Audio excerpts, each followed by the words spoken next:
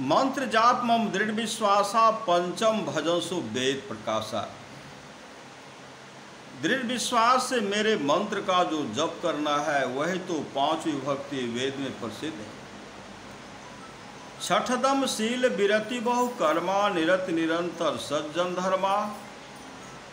इंद्रियों को रोकने का स्वभाव बनाना, बहुत से कर्मों को करने से विरक्त होना, कर्म कांडात्मक कर्म के फलों से मन में हटाव रखना और सदा सज्जनों के धर्म में लगा रहना, अर्थात झूठ चोरी नशा हिंसा और व्यभिचार इन पंच पापों से बचते रहना छठी भक्ति।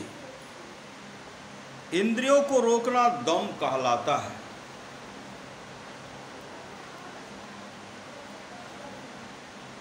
इंद्रियों को रोकना दम कहलाता है। योगाभ्यास में यह अति आवश्यक साधना है। दृष्टि योग के द्वारा यह सरलता से होने योग्य है। जैसे किसी वस्तु को अपना पूरा बल लगाकर दोनों हाथों से पकड़ा जाए तो शरीर का सारा बल उसी पकड़ की ओर फिर जाता है, वही एकत्र हो जाता है। इसी तरह गुरु युक्ति के द्वारा अपने अंदर में गुरु इंगित स्थान पर नेत्रों की युगल दृष्टि धारों को दृढ़ रखने से इंद्रियों की सभी चेतन धारें वहाँ खींचकर आ जाती हैं। इंद्रियों की बाह्य विषयों की ओर की गति रुक जाती है और इसकी परिपक्वता में दम का साधन बन जाता है। इस साधन के बिना योगाभ्यास का आरंभ होकर उसमें आगे बढ़ना नहीं हो सकता है। ऊपर कथित छठी भक्ति ही दृष्टि योग है। ऊपर कथित छठी भक्ति ही दृष्टि योग है। इस दृष्टि योग से अभ्यासी ब्रह्म ज्योति के केंद्र, ब्रह्म ज्योति के अंतिम पद सहस्रदल कमल के परे त्रिकुटी तक पहुंचता है, जहां मन और इंद्रियां लय हो जाते हैं। मन बुद्धि चित्त अहंकार की है त्रिकुटी लग दौड़ जन दरिया, इनके परे ररंकार की ठौर। सातम सम मोह मैं जग देखा, मोते संत अधिकर लेखा। सातवीं भक्ति समता प्राप्त करनी। संसार को मेरा रूप जानकर देखना और संत को मुझसे भी अधिक करके मानना है। कौन कहते? भगवान श्री राम मां सबरी से कहते हैं। सम के साधन बिना समता की प्राप्ति नहीं होती। शम मनोनिरोध को कहते हैं। दम के साधन में भी शम का साधन होता ही रहता है, परंतु इंद्रियों का संग छोड़कर केवल मन का ही साधन हो, यही असली शम का साधन है। दृष्टि योग के बाद इसका साधन होने योग्य है। इस साधन में पूर्णता प्राप्त किए बिना योगाभ्यास पूर्ण नहीं होता है। नदानुसंधान व सुरत शब्द योग इसका निज साधन है। शब्द खोज मन बस करे सहज योग है यही। सत्य शब्द निसार है यह तो झूठी देही कबीर साहब। मनोनिरोध के लिए नाद बिंदु परिषद में नादानुसंधान किस भांति विशेषता बताई गई है। मकरंदं पिवन भृंगो गंधानापेक्षते यथा नादासक्तं सदा चित्तं विषयं नहीं कांक्षति। बद्धः सुनाद गंधेन सद्यः संत्यक्तः चापलः। जिस प्रकार भौरा फूल के केसर व रस को पान करता हुआ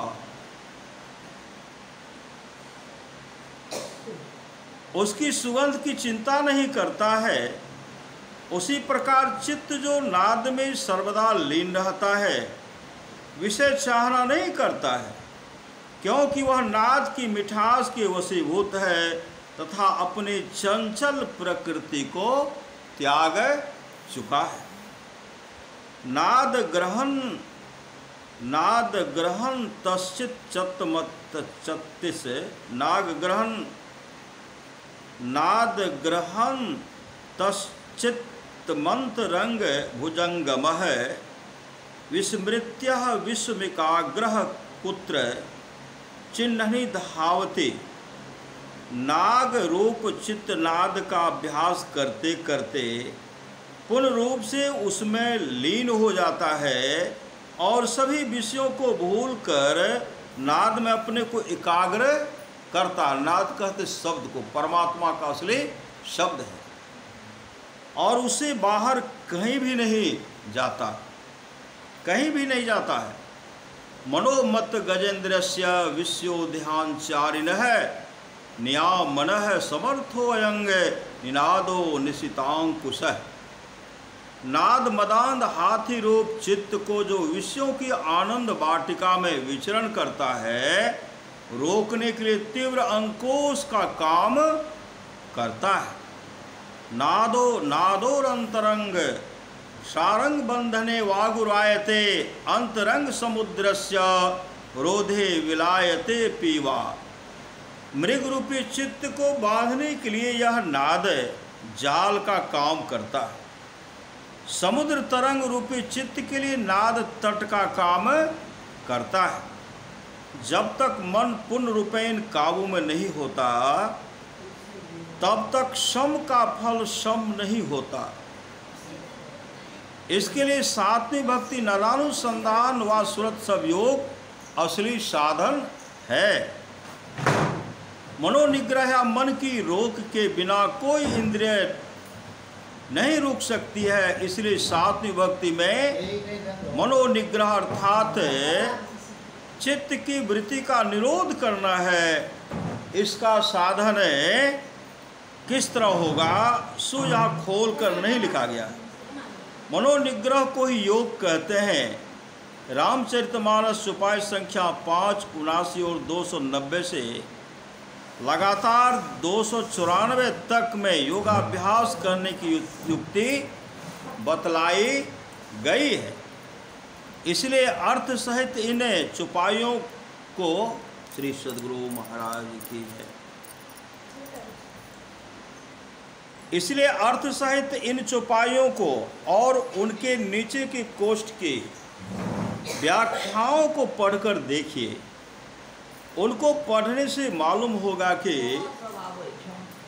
रामचरितमानस दृष्टि योग और सुरत सब योग के साधन से योगाभ्यास करना सिखाता है। सुरत शब्द योग का अभ्यास करके ध्वन्यात्मक राम नाम में चेतन वृत्ति को जोड़ना साथ में भक्ति है। सारी सृष्टि में ध्वन्यात्मक राम नाम एक रस व्यापक है, जिसमें जैसा गुण है उसके संग से संग करने वाले को वैसा है गुण प्राप्त होता है। ध्वन्यात्मक राम नाम समता स्वरूप है। जिस अभ्यासी की चेतन वृत्ति इस नाम तक पहुँचेगी उसे अवश्य समता प्राप्त हो जाएगी। राम नाम का वर्णन चौपाई संख्या 79 के अर्थ सहित कोष्ठ में दी गई व्याख्या को पढ़कर जानिए।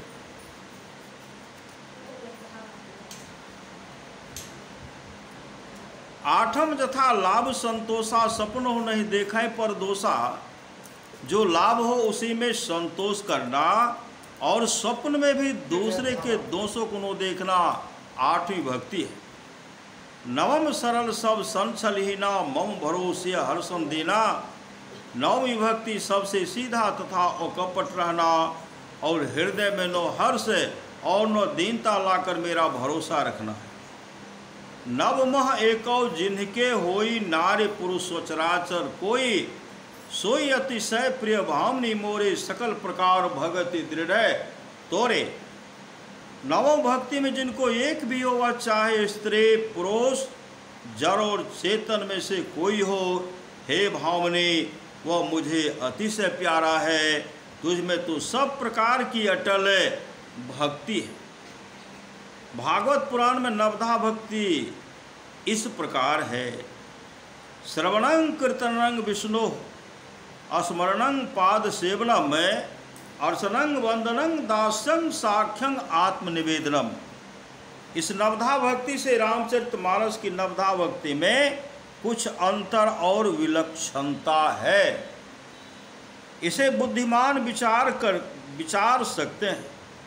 रामचरितमानस की नवधा भक्ति में भगवान ने यह नहीं बताया है कि मेरे देव व मानव रूप की उपासना भी कोई एक भक्ति है, पर इससे यह नहीं जानना चाहिए कि इसमें रामचरितमानस की नवधा भक्ति में रूप की उपासना नहीं है। रामचरितमानस के आदि में ही मंगलाचरण करते हैं गोस्वामी तुलसीदास जी गुरु को कृपा सिंधु नर रूप हरि कहते हैं। और भगवान ने नवधा भक्ति में से एक भक्ति गुरु पद पंकज सेवा तीसरी भगति अमान कह ही दिया है। इसलिए नवधा भक्ति की तीसरी भक्ति में जब भगवान ने प्रत्यक्ष गुरु की सेवा उपासना बतला दी और रामचरितमानस को जब यह मान्य है कि गुरु रूप ही भगवान का रूप है, तो भगवान के रूप की उपासना तीसरी भक्ति में ही जान लेनी चाहिए। जोगी वृंद दुर्लभ गति जोई तो कहाँ आसुलभ है सोई। जो गति योगियों को कष्ट से प्राप्त होने योग्य है वह तुझे आज सुलभ हो गई। सबरी मातंग ऋषि की चेली थी। मातंग योगीराज थे। उनकी कृपा से सबरी की गति योग विद्या के शिखर तक पहुंची थी। इसी कारण से सबरी को आज योगियों की दुर्लभ गति सुलभ है। भ्रम बस ऐसा ख्याल नहीं करना चाहिए कि सबरी योग विद्या में पहले से निपुण नहीं थे। केवल श्री राम का दर्शन प्राप्त करके ही उसे ऐसी गति मिल गई। चौपाई संख्या 445 में वर्णन किया गया है कि गिद्धराज जटायु को भगवान ने वह गति दी जो योगी जन मांगते हैं। जटायु को वह गति मिली है जिसका वर्णन चौपाई संख्या 442 और 443 तथा दोहा संख्या 60-61 में किया गया है। जटायु गिद्ध शरीर त्याग हरि रूप श्याम वाला चतुर्भुजी रूप को प्राप्त हुआ और उस हरि धाम में गया जहाँ राजा दशरथ गए थे और जहाँ आगे चलकर वर्णन होगा कि 100 परिवार रावण पहुंचकर राजा दशरथ से सीताहरण का समाचार कहेगा। भगवान ने जटायु से कह दिया कि तुम सीताहरण का समाचार हमारे पिता से नहीं कहना। जटायु को प्राप्त योगी वांछित गति और सबरी को प्राप्त योगियों की दुर्लभ गति की सुलभता में बड़ा अंतर है। चौपाई संख्या 445 के अर्थ के नीचे कुष्ठ के लेख को पढ़कर देखिए। उससे मालूम हुआ कि जटायु को परम मोक्ष न हो सका, पर आगे चलकर वर्णन होगा कि सबरी को परम मोक्ष प्राप्त हो गया। भगवान के 10 अवतारों के दर्शन उन अवतारों के समकालीन बहुतों को हुए, पर सबों को योगी वांछित गति वह गति जो योगियों को दुर्लभ है प्राप्त न हो सकी। जिन लोगों ने साधन भजन के द्वारा अपने को जिस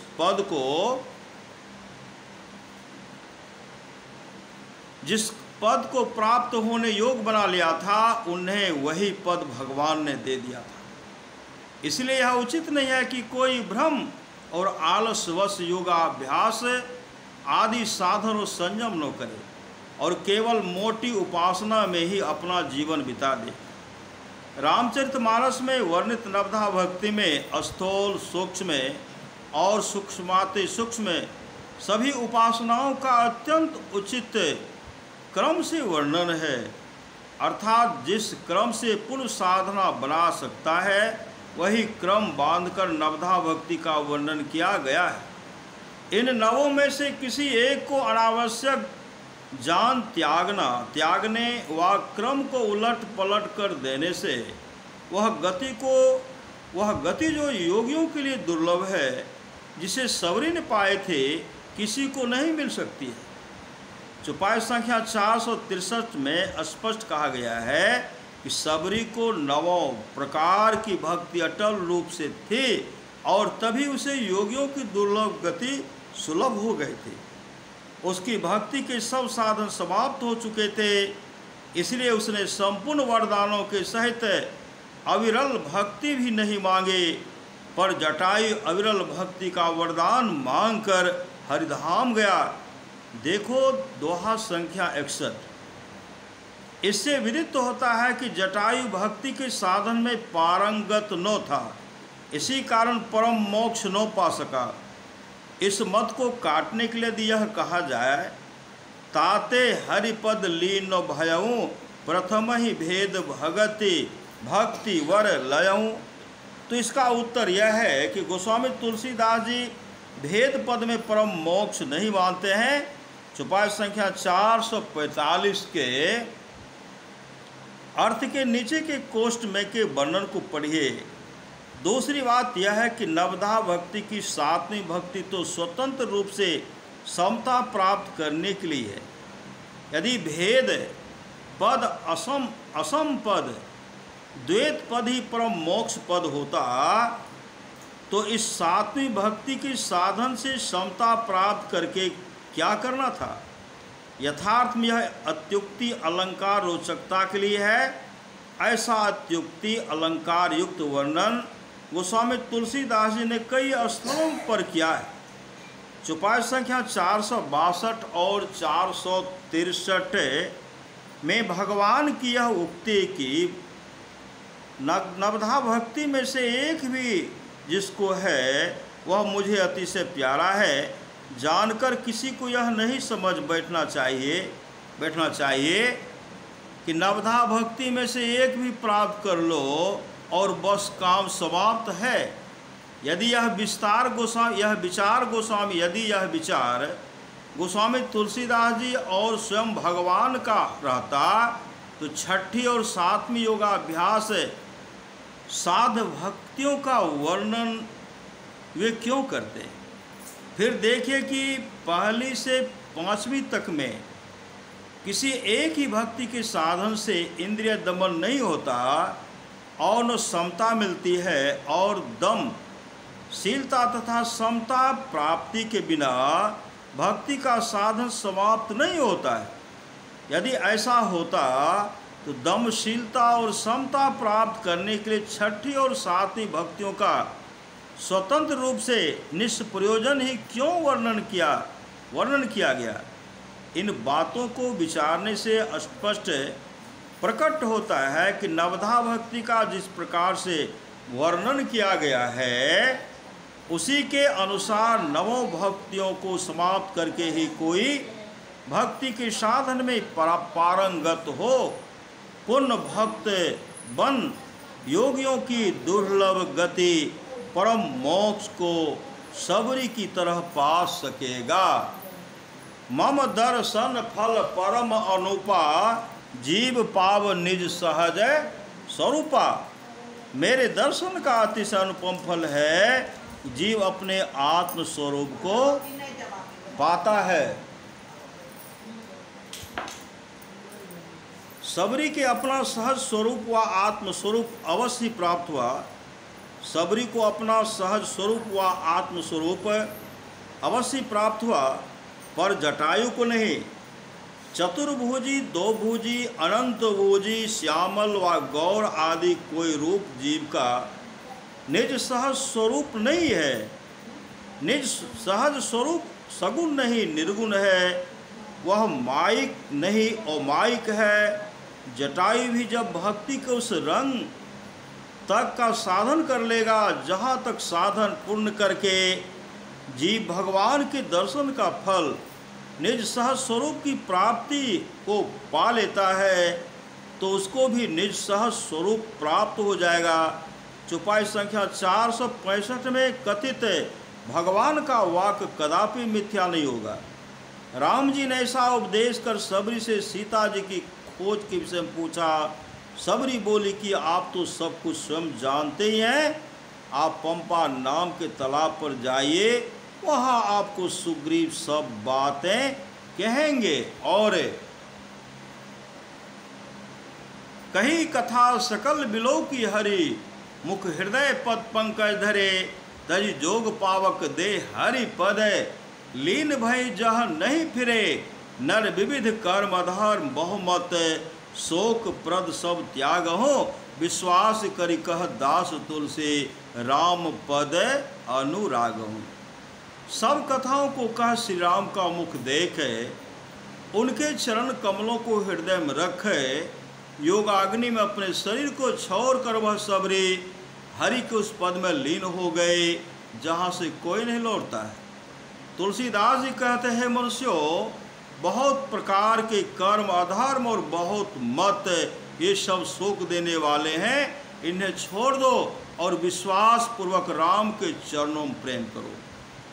योग पावक योगाग्नि, योगाभ्यास से प्राप्त होने योग परम कल्याणकारी उन तत्वों को योगाग्नि कहते हैं, जिनके प्राप्त होने से अभ्यासी के शरीर आदि माया रचित बंधन भस्म हो जाते हैं। ये तत्व दो प्रकार के हैं, ब्रह्म ज्योति अर्थात ब्रह्म का ज्योति रूप, और ब्रह्म शब्द अर्थात ब्रह्म का शब्द रूप व ध्वन्यात्मक राम नाम, जिसका वर्णन चौपाई संख्या 79, 80 और 85 आदि में है। जब तक शरीर के बारंबार प्राप्त होने और छूटने का कारण बना रहता है, यथार्थ में तब तक शरीर पूर्ण रूप से नहीं छूटता है। साधारणतः शरीर के 3 प्रकार हैं, स्थूल, सूक्ष्म और कारण। गुदा चक्र से ले छठे आज्ञा चक्र को पार कर सहस्त्रदल कमल में पहुँच ब्रह्म ज्योति को प्राप्त करने पर स्थूल शरीर छूट जाता है। सहस्त्रदल कमल को पार कर अभ्यासी त्रिकुटी ओम ब्रह्म पद तक पहुँचता है तो उसका सूक्ष्म शरीर छूट जाता है। बहुत लोग दोनों भौहों के मध्य स्थान को त्रिकुटी कहते हैं, पर यह वह त्रिकुटी नहीं है। शरीर के ऊपर किसी चिन्ह को व उसके सामने अंतर की ओर इस त्रिकुटी का स्थान बतलाया नहीं जा सकता है। जो अपने अंदर में के सूक्ष्म मंडल में प्रवेश कर सहस्त्रदल कमल को पार कर सकेगा, वह इस त्रिकुटी को जानेगा। त्रिकुटी ब्रह्म है, ज्योति का केंद्र है। यही केंद्र चौपाई संख्या 6 से 9 से दोहा संख्या 91 तक में वर्णित सूर्य है। इसके परे ज्योति नहीं, इसके परे ज्योति नहीं, रूप नहीं।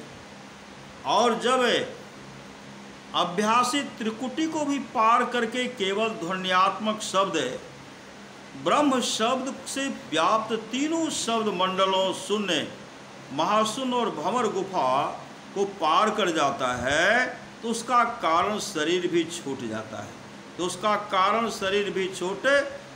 है। अभ्यासी के माया संबंधी सब बंधन योगाग्नि में भस्म हो जाते हैं और वह राम के परम पद में लीन हो जाता है, जहाँ से इसे संसार में फिर नहीं लौटता है। सबरी ने इसी प्रकार योग पावक में अपना शरीर छोड़ा था। भक्ति योग के साधन में वह पारंगत थी। देखिए चौपाई संख्या 463 है। उपर्युक्त रीति से शरीर छोड़कर वह राम के परम पद में लीन हुई, इनमें कुछ भी संशय नहीं। सर्वभंग मुनि के विषय में भी योग अग्नि द्वारा शरीर जलाने की चर्चा है। यह विधि सर रचि मुनि सर्वभंगा, बैठे हृदय छारी सब संगा, सीता अनुज समेत प्रभु नील जलद तनु श्याम, मम हिय बसहु निरंतर सगुण रूप श्री राम। अस कही जोग अगिन तनु जारा, राम कृपा बैकुंठ सिधारा, ताते मुनि हरि लीनो भयऊ प्रथम ही भेद भगति बर लयऊ। महाभक्ति सबरी की योग अग्नि और सर्वभंग मुनि की योग अग्नि एक ही नहीं है। सबरी जी ने चिता रच कर तब योग अग्नि से शरीर को जलाया, सो नहीं, परंतु सर्वभंग मुनि ने चिता रच कर अपने शरीर को जलाया। सबरी जी की योग अग्नि के विषय में ऊपर लिखा जा चुका है। सबरी जी की भक्ति की पूर्णता तक सर्वभंग जी की भक्ति पहुंची थी, सो नहीं कहा जा सकता है। सबरी जी ने श्री राम से वरदान की याचना नहीं की और वह उस हरि पद में लीन हुई जहाँ से कोई लौटता नहीं है। सबरी जी से तो श्री राम जी ने स्पष्ट कह दिया कि सकल प्रकार भगति दृढ़ तोरे। जो सर्वभंग जी से उन्होंने नहीं कहा, जातहीन अघ जन्म मही मुकुट किन्न अस नारी, महामंद मन सुख चाहसी ऐसे प्रभु ही विसारी। छोटी जाति की पापों की जन्मभूमि ऐसे स्त्री को जिन्होंने मुक्त कर दिया रे मन, ऐसे प्रभु को भूल कर सुख चाहता है तो महामंद है। राम जी सबरी के आश्रम से आगे बढ़े और मार्ग में लक्ष्मण जी से वन की शोभा का वखान कर फिरे कुछ सदुपदेश कहने लगे। अच्छी तरह समझे बूझे हुए शास्त्र को बार बार देखना चाहिए और अच्छी सेवा करने पर भी राजा को अपने वश में नहीं समझना चाहिए। शास्त्र सुचिंतित पुनि पुनि देखिए, भूप सुसेवित बस नहीं लेखिए।